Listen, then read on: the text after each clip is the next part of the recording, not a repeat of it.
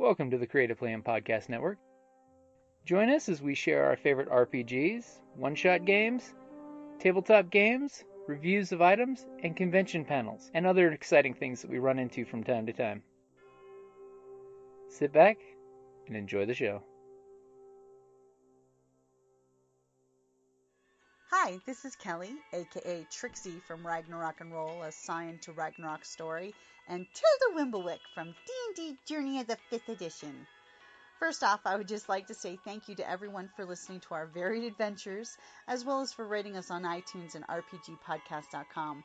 If you haven't rated us yet, we would greatly appreciate it if you could. And if you're looking for more ways to support our efforts, we are now on Patreon, a great site where you can help us continue making more podcasts, as well as some special surprises for our patrons. If you can, please look us up at www.patreon.com/cppn. Every little bit helps. And again, thank you for listening. Hey guys, Jim, Kelly, and Carrie here with Creative Plan Podcast Network. We are here for hashtag RPGaDAY2020. Where has the 30 days gone?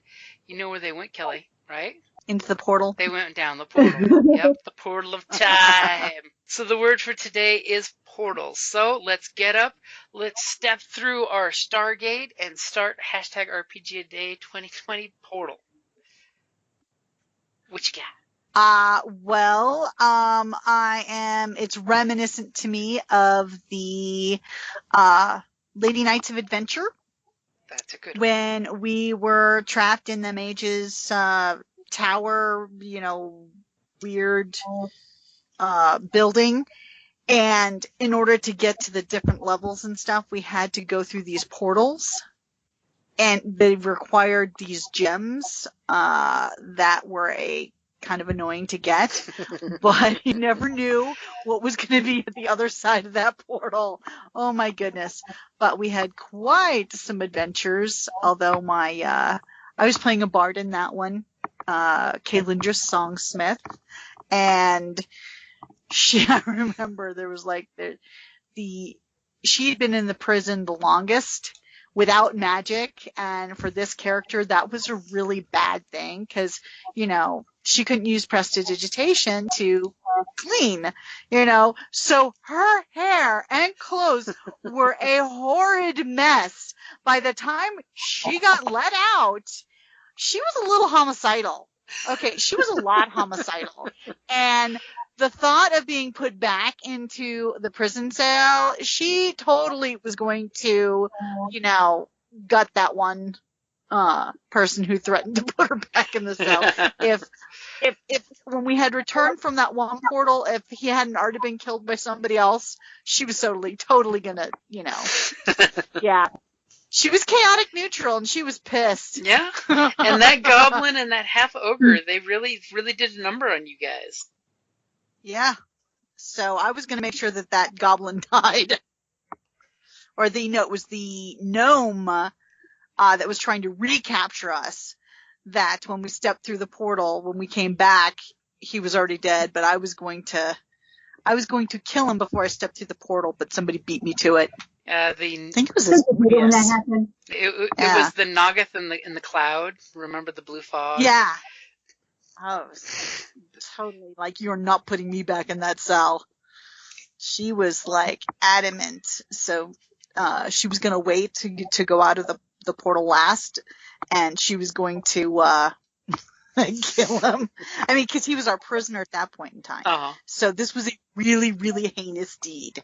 I mean, but she didn't get the opportunity. So, but she thought about it, and she really wanted to.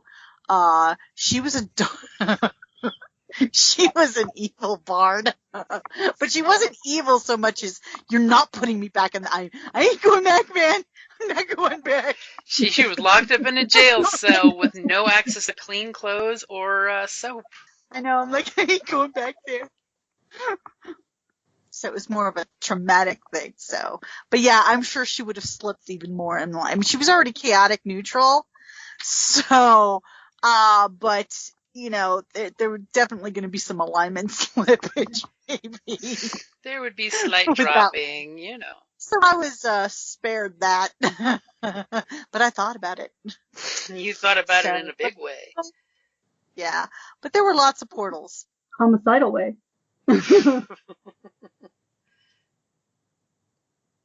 So, portals. They always make me think of gateways to hell. You know, so I always associate portals with bad things, demonic things. You know, it's like, like in our Daggers of Freeport when we had to prevent the gnome from being sent through the portal, you know, to a bad place. I know. I rolled the natural 20 on portals, yes. and I could tell you everything about portals. This character, you know, again, a bard, knew everything there was to know. And again, she's chaotic neutral. Yeah. Well, here we are in like the sewers or something, and you know, have to rescue the gnome from big bads and not going down into the evil portal. So yeah, I always associate portals with very bad, nasty, you know, Buffy the Vampire Slayer hellmouth. That's a good example of a portal. Well, exactly. So usually, I mean, it's not like when you're playing World of Warcraft and you like portal to Orgrimmar. You know, it's like those are fine. But in D&D, I always associate them with bad nasties. But you know, so in fact, one just came from the chasm maw of the underwater and kicked our ass. You know, so. Evil summoned from a portal of darkness. Portals are dangerous. Portals are always be dangerous. Are not to be messed with. Mortals should stay away. Heroes, of course, you know, will do their best. But yeah, that's what I think of when I think of portals. See, when I think of portals, you know, it's pretty much the classic games like EverQuest comes to mind, where you have the druid circles, which are the druid equivalent of portals that let you bounce around the world, you know, fast travel as it may be, which a lot of, I don't like 3.5 had a lot of those. I noticed in 5th edition there's a lot less of those where it's you spend 2 months going across the world. Or do you know a wizard's guild that can gate you from one place to another? Because, you know, like in EverQuest, they had the druids circles that you could use to gate around the world, and then they had the arcane gates, which you could use to teleport. Which sort of like in World of Warcraft, where you have your mages with the portals. You know, they cast the teleportation portal to the head cities. Yeah, I'm so glad they got rid of the mats for those, that you no longer needed the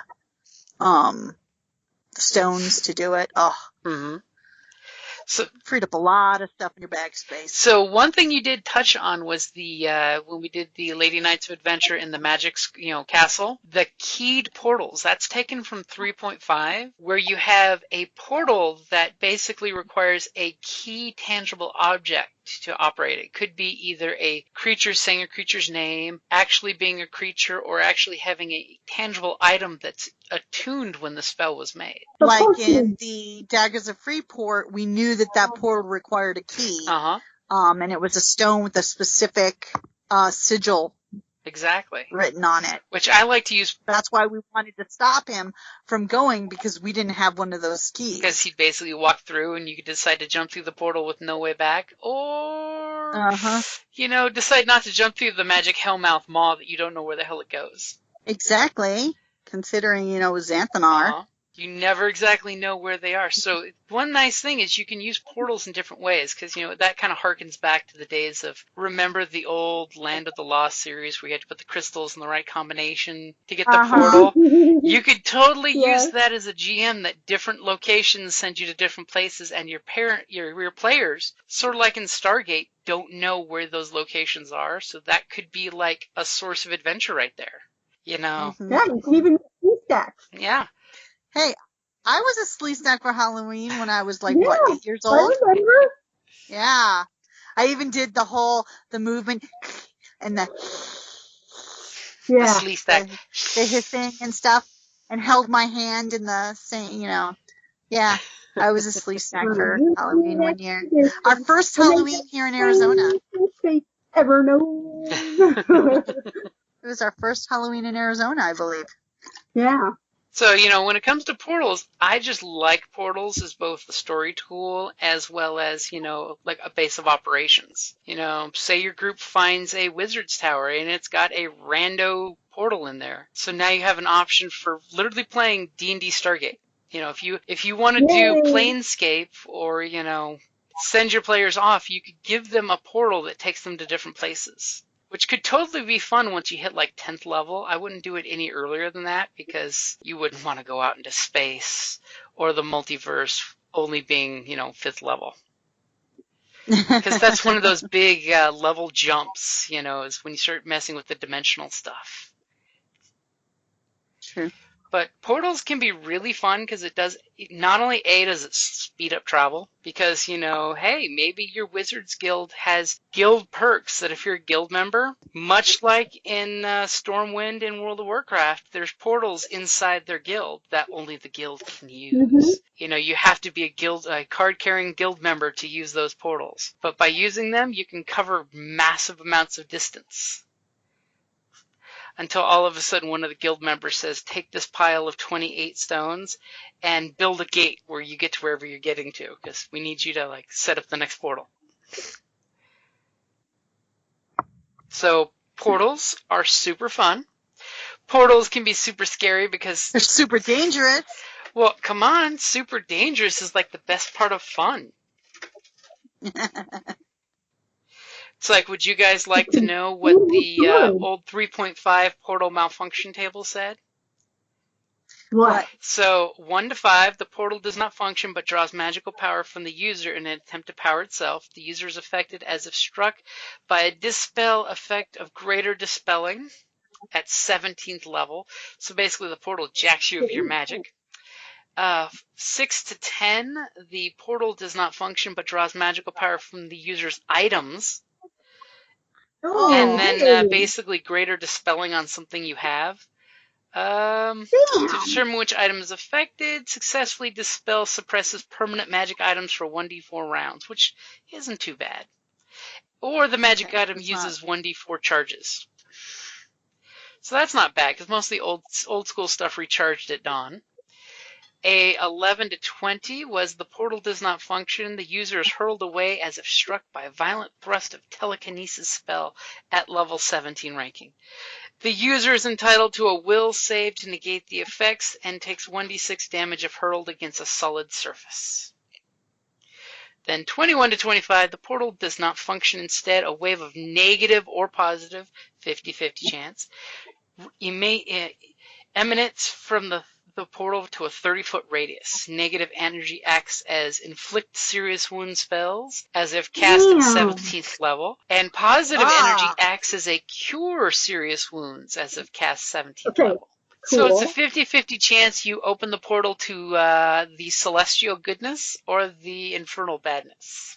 Then 26 to 40, the portal functions, but it sends the user to the wrong destination. To determine where the user ends up, use the table of teleport spell description and roll a 1d20 plus 80 as on the false destination line. And then 41 to 50, nothing happens. It just doesn't work. It just goes. And then because 3.5 was totally bad, on a 51 to 100, the portal works normally. So even though it malfunctioned, there's a 50% chance it works as intended. Of course, back in the day in 3.5, to build a magic portal, it cost 50,000 gold in raw components to build a single portal. Jesus. And you wonder why the mage guilds charge so much, for membership. Yeah. But of course, in the 5th edition, you've got the gate spell.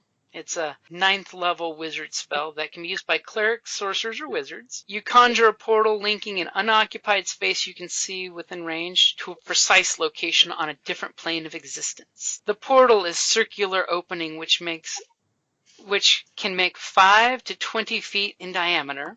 I'm sorry, but if you're human, you want it small. You don't want big things coming out. You can orient the portal in any direction you choose. The portal lasts for the duration, which happens to, by the way, be up to a minute if you're casting it. The portal has a front and a back on each plane that it appears. Traveling through the portal is possible, appearing on the unoccupied side nearest the portal. Deities and other planar rulers can prevent portals created by the spell from opening in their presence, or anywhere within this dimension, which that can always be dangerous. So sometimes the deities just say, no, you don't open the portal. And when you cast the spell, you can speak the name of a specific creature. A pseudonym, a title, or a nickname doesn't work, so you got to know their true name. If the creature's on the plane other than the one you are on, the portal opens in the named creature's immediate vicinity and draws the creature through it to the nearest unoccupied space on your side of the portal. So you could basically use this to summon people.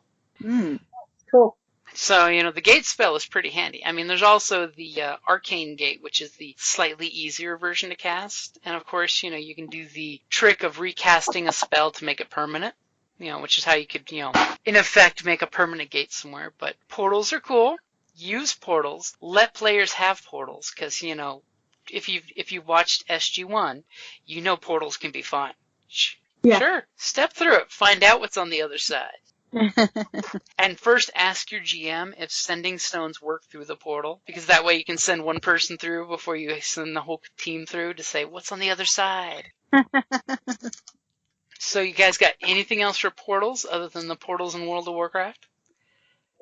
The Great Gates? Well, the game portal. I mean, because then you can go to Outlands. blue and orange. I mean, and nothing's cooler than when a bad guy makes a gate in your kingdom, which I'm totally, bringing up Warcraft's original storyline, and drops a bunch of new creatures through that changes up the game as the big event that motivates the adventure to happen. Because think about it, you may want to fight your way through the gate to shut the gate from the other side. Like Big Damn Heroes. Or the Warlords of Draenor expansion. One or the other. So, I think we've portaled through as much as we can. Kelly, I'm going to put you on the spot here. Yes. You want to close this out with the Portal song? This was a triumph. I'm making a note here. Huge success. I know I'm not. Do it.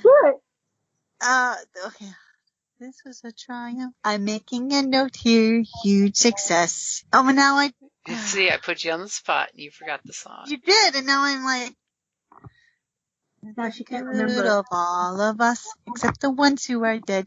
But there's no use crying over every mistake. You just keep on trying till you run out of cake. And this gun, the work, and the science gets done, and you make a big gun for the people who are still alive. That's a good place to wrap it up there, unless you want to try it again. No, I'm too embarrassed now.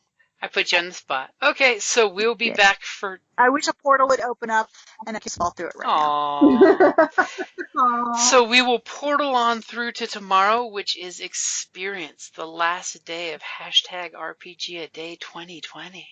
Alrighty, guys, we'll go ahead and wrap that up for #RPGaDay2020 Portal. Thank you for listening to the Creative Play and Podcast Network.